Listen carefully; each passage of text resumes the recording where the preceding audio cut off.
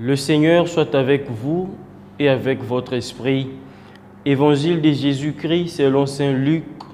Gloire à toi, Seigneur.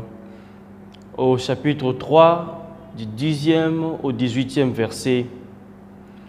Les foules qui venaient se faire baptiser par Jean lui demandaient « Que devons-nous faire ?» Jean leur répondait « Celui qui a 2 vêtements, qu'il partage avec celui qui n'en a pas, et celui qui a de quoi manger, qu'il fasse de même. » Des publicains vinrent aussi se faire baptiser et lui dirent « Maître, que devons-nous faire ?» Il leur répondit « N'exigez rien de plus ce qui vous est fixé. » À leur tour, des soldats lui demandaient « Et nous, que devons-nous faire ?» Il répondit « Ne faites ni violence ni tort à personne, et contentez-vous de votre solde. » Or, le peuple était en attente, et tous se demandaient en eux-mêmes si Jean n'était pas le Messie. Jean s'adressa alors à tous. « Moi, je vous baptise avec de l'eau, mais il vient, celui qui est plus puissant que moi. Je ne suis pas digne de défaire la courroie de ses sandales. Lui vous baptisera dans l'Esprit Saint et dans le feu. Il tient à la main la pelle à vanner pour nettoyer son aire, abattre le blé, et il amassera le grain dans son grenier. Quant à la paille, il la brûlera dans un feu qui ne s'éteint pas. » Par ces exhortations et bien d'autres encore, il annonçait au peuple la bonne nouvelle. Acclamons la parole de Dieu, louange à toi, Seigneur Jésus. Frères et sœurs dans le Christ, fidèles téléspectateurs, chers auditeurs, chers internautes, bonjour. Nous fêtons en ce jour le 3e dimanche du temps de l'Avent de l'année liturgique C. Et particulièrement, ce 3e dimanche a une particularité dans l'année liturgique, c'est qu'il est appelé le dimanche Gaudete, qui se traduit en français par « Réjouissez-vous ». On comprend directement que c'est le concept de la joie qui est mis en exergue en ce dimanche. Pourquoi parler de la joie? Pour 3 motifs.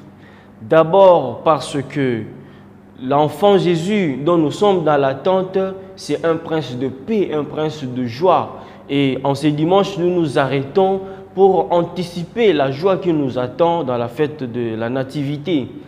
Deuxièmement, nous parlons de la joie parce que c'est la vocation première que Dieu a faite à l'homme. L'homme est créé pour vivre le bonheur, pour vivre dans la joie parfaite. L'homme est créé non pas pour vivre dans la misère, mais dès la création, l'homme est créé pour vivre heureux. Et la 3e raison pour laquelle nous nous arrêtons pour parler de la joie, c'est que nous voulons à partir de ce dimanche nous rendre compte que toute notre vie doit être un travail, envie de vivre heureux, envie de vivre dans la joie. Raison pour laquelle chaque texte de ce dimanche nous relève un motif pour lequel nous devons vivre dans la joie au-delà des vicissitudes de la vie dans laquelle nous sommes. La première lecture est tirée du livre du prophète Sophonie, un livre court de la Bible. Pas le plus court, mais en tout cas l'un des plus courts de la Bible parce qu'il n'a que 3 chapitres. Et pendant l'époque du prophète Sophonie, Israël est éloigné de Dieu. Israël vit petit à petit dans le paganisme, il est influencé par les peuples qui sont tout autour de lui. Israël s'est rébellé contre Dieu. Et le prophète Sophonie commence par interpeller les peuples en annonçant les châtiments. Mais curieusement, au 3e chapitre, le message a changé. Le prophète commence à annoncer la joie. Il dit « Réjouissez-vous, réjouis-toi Israël, parce que le Seigneur ton Dieu est au milieu de toi. » C'est en tout cas un message profond. Et en ce 3e dimanche, savoir que malgré notre souffrance, malgré toutes les situations qui nous arrivent, le Seigneur est au milieu de nous. Il est en nous. Donc son silence n'est pas son absence. Il vit avec nous. Il partage notre douleur. Le moment arrivera où il va agir. Rendons-nous compte à partir de cette première lecture que le Seigneur est en nous, il vit au milieu de nous et il nous exhorte à vivre heureux, à vivre dans la joie. Raison pour laquelle Saint Paul, dans la deuxième lecture, continue justement cet élan de joie. On nous lira le livre, la lettre aux Philippiens, qui est caractérisée également par ce message de joie. Au 4e chapitre, l'apôtre commence par « Soyez toujours dans la joie ». Laissez-moi vous le dire, soyez dans la joie. C'est vraiment une lettre qui met en exergue le concept de joie. Et Saint Paul ici souligne en disant que ne demeurez pas dans l'inquiétude, mais à chaque fois que le problème vous arriveront, recourez à Dieu parce que c'est lui la source de joie. C'est lui qui à chaque moment nous redonne le sourire, nous redonne l'espérance, nous redonne la joie dont nous avons besoin. Finalement, l'Évangile nous parle de la figure de Saint Jean. Au deuxième dimanche, le dimanche passé, nous avons parlé de Jean-Baptiste. Cette fois-ci, nous parlons à nouveau de Jean-Baptiste, non pas de manière théorique. Jean-Baptiste ne fait pas seulement crier au désert, mais aujourd'hui, il est pratique. Il montre aux gens ce qu'ils doivent faire pour se convertir, ce qu'ils doivent faire pour vivre heureux. Il montre comment est-ce que pour vivre heureux, nous devons respecter deux conditions. La première condition, il nous montre vraiment que le bonheur est complet quand il est partagé. La joie est complète quand nous vivons en relation avec les autres, quand nous sommes altruistes. Raison pour laquelle Jean-Baptiste dit dans l'Évangile que celui qui a 2 vêtements, qu'il les partage à celui qui n'en a pas. Que celui qui a de quoi manger partage avec celui qui est affamé.